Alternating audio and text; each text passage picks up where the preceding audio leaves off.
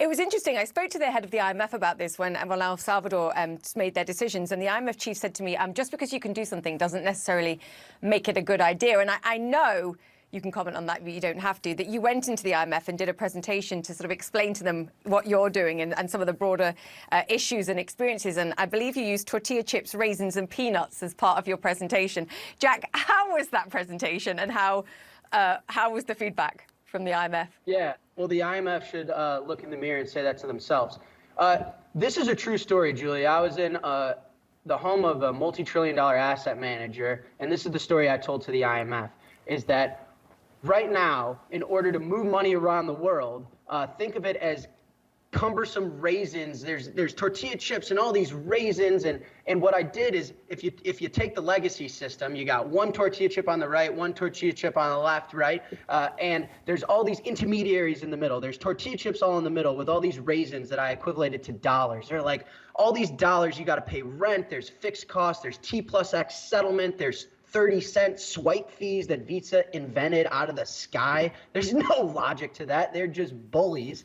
And what I did is I said, I can replicate all of this muck of all these tortilla chips, which are legacy institutions, and all these raisins, which represent dollars, and all the rent all over the world, and all the legacy costs that don't make any sense. They only made sense when my grandfather was my age.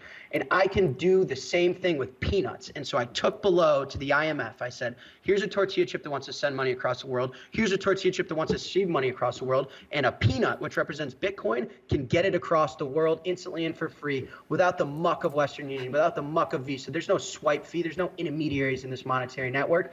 And it's going to dematerialize all the existing muck and old stale tortilla chips with disgusting sun-dried raisins, and all we have to do is take the peanuts to remove them all. Now listen, IMF, you don't want to touch the peanut, then don't. We can debit and credit from bank accounts. We could use stable coins. We're just using Bitcoin to better escrow value in a way that Visa has no chance. Jack, what was their response? We need to go and have lunch now because we're starving. Never mind anything else. There are things I can't disclose, but the IMF is very entertained and excited about a new era of cross-border payments. How about that? I think that was very diplomatic. Jack, I've run out of time and I have 20 more questions for you. You're invited back soon. Come back, please, and talk to me because you've made some really punchy comments about other things. Good luck in Argentina. We shall reconvene and, yeah. We'll reconvene on that conversation about filling the wardrobe as well. Jack Malice, CEO of Strike. Always a pleasure. I'm a punchy guy, Julia. Happy early Valentine's Day. Thanks for having me. Oh, wow. There you go. Jack, you'll get me into trouble. Goodbye.